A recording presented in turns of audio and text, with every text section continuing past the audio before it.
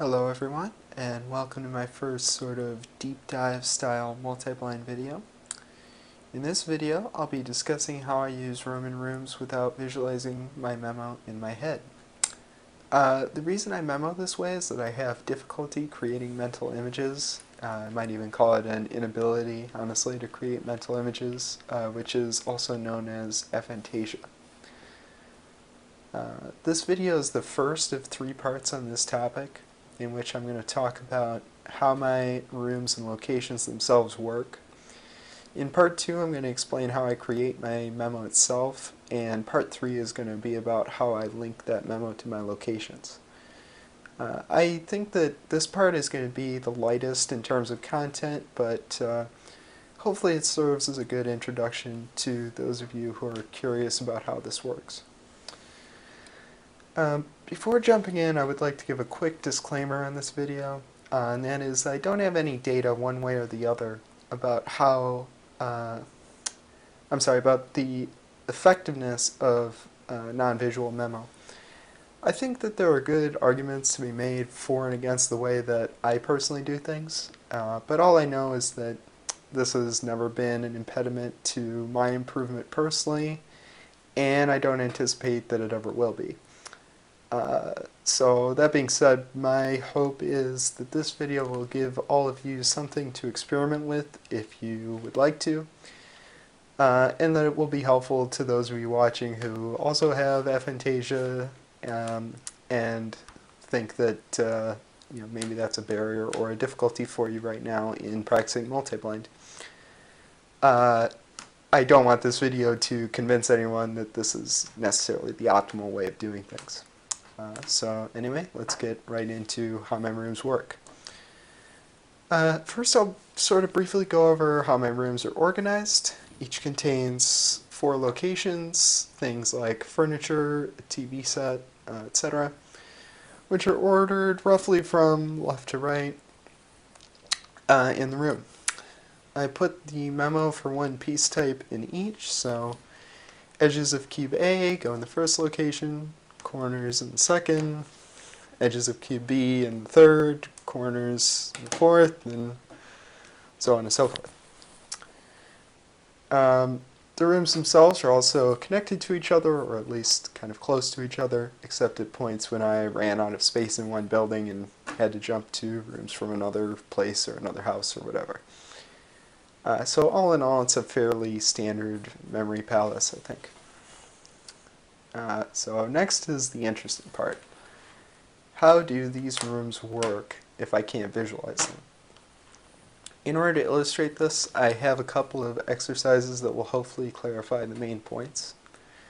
First, we're going to cover how I move from location to location within each room. So I'm going to have you look around and pick a few interesting features of the room you're in. Sort of like I said before, like furniture, television, clock, or appliances, anything you see that's interesting. Now close your eyes. Wait for any after image of the room that you have to fade. If you are able to visualize things, don't visualize the room. You want to just be essentially in darkness, seeing the back of your eyelids, right? And now I want you to think about where those things you chose are in relation to you, even though you can't see them now. So don't visualize, just think about in what direction they were, how close they were, and maybe how large they are. Things like that. And what you're experiencing right now, hopefully, is sort of similar to how my locations work within each room. While my sense of their spatial relations isn't as precise as if I were actually in the room itself, the concept is similar. My locations are essentially a set of points related to each other in space, but lacking vivid visual details. Later in this video, we'll go over how I make these points in space into something more useful. But first, let's talk briefly about how I move from room to room. So for this exercise, choose a place that you're familiar with, like the place where you live, for example. Now, in your mind, without visualizing it, try counting up the windows in this place.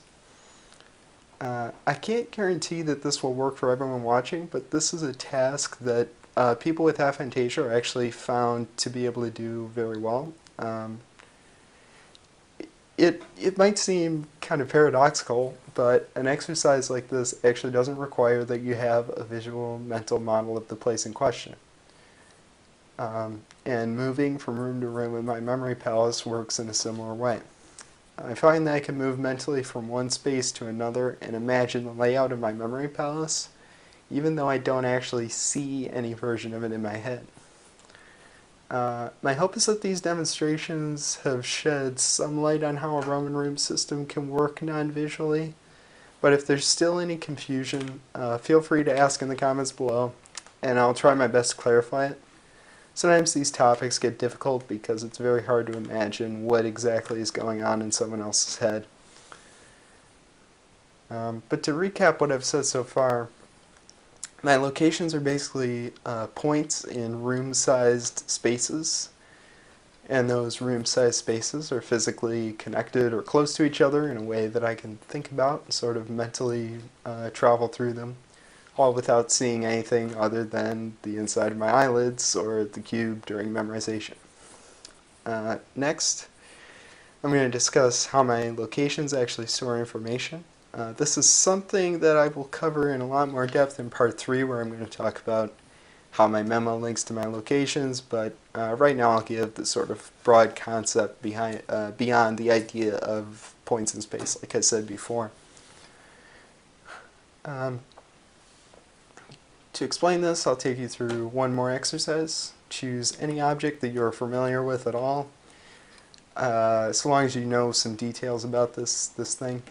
Now, think about the features of this object. Do this like before without visualizing if possible.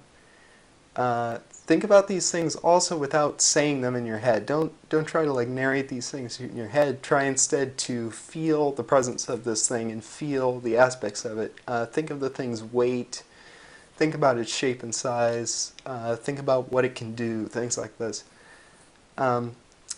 And knowing all of these features will help you when you're linking your memo to this object, if it were to be one of your locations. So ideally, you can follow this process with all of the things in your house or wherever the locations in your system are. And this is going to arm you with some ways of making your memo interact with the locations. Again, this is going to be covered a lot more in part 3.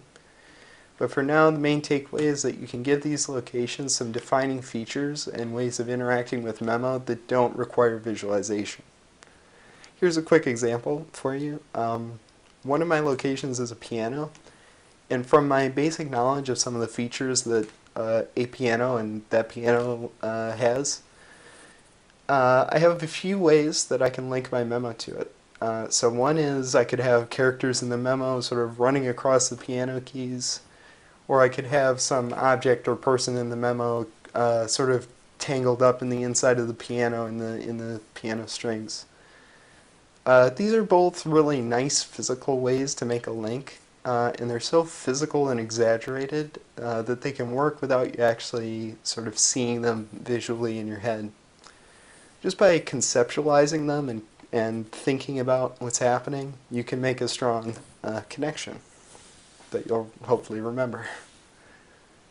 I'm going to end this video by going over an anecdote about one of my first multi-blind attempts. I think this will be helpful to those of you watching that have aphantasia and are possibly having difficulty breaking into big blind and multi-blind. So I found that when I was starting out, my brain didn't want to think in terms of rooms. Instead, it sort of chose the path of least resistance, what I was used to, which was just memorizing sentences and memorizing their order through sheer repetition, just by going over and over. I would get the order of those sentences, and that's how I was doing it. And I was attempting about 4 cubes at the time. And I was, pretty well able to do this, even with this horribly inefficient method of memo. But getting beyond this point was difficult, because doing much more than 4 was too hard at the time with sentences, but also, say 5, 6 cubes wasn't enough information that I could force my brain to kind of switch over to this new system, Roman rooms, which were very weird and new to me at the time. So the way I solved this problem personally was that I jumped from 4 cubes to 9, and 9 was a high enough number, I found, that I was forced to start linking my sentences to an ordered set of locations, so Roman rooms.